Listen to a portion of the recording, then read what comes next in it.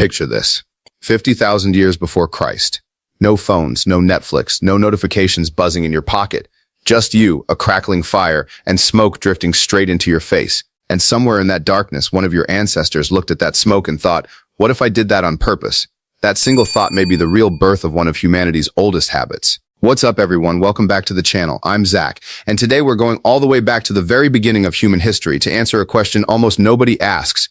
When did humans first start smoking, and why does the urge to inhale something burning feel almost built into us? Stick around, because this story goes back further than tobacco, further than agriculture, further than civilization itself.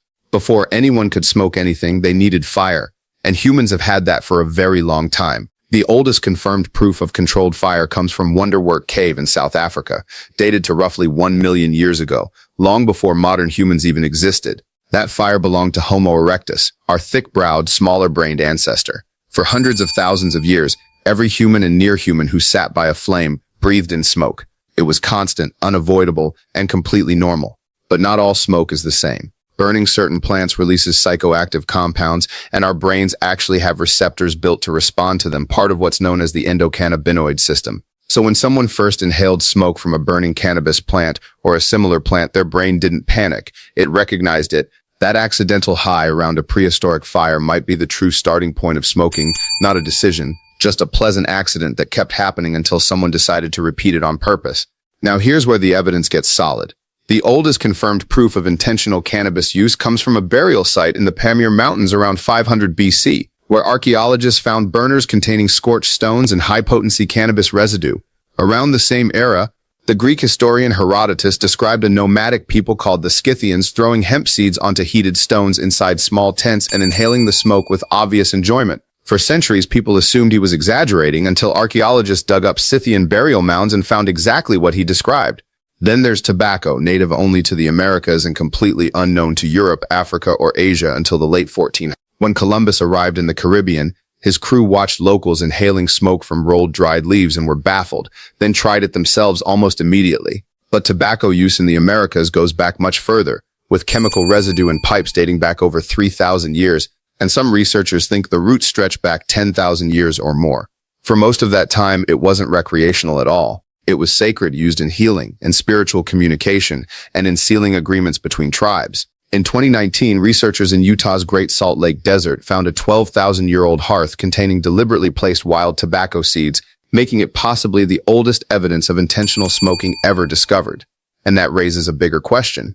If people were doing this 12,000 years ago in North America, what were humans doing with psychoactive plants everywhere else on Earth at the same time? Some researchers even argue that seeking altered states of consciousness is a basic biological drive, right up there with hunger, thirst, and reproduction.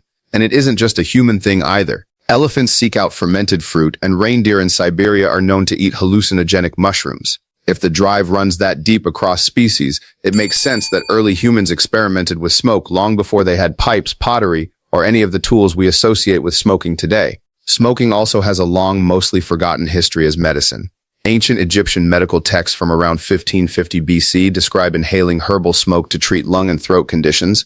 The Greeks did the same, and ancient Indian medical texts describe a detailed practice of therapeutic smoke inhalation that goes back over 3,000 years. Long before smoking was about relaxation or ritual, it was often about survival. And there's a social side too. Shared rituals, including group inhalation of psychoactive smoke, built trust and cohesion in early human groups, and that trust could be the difference between a group that survived and one that didn't.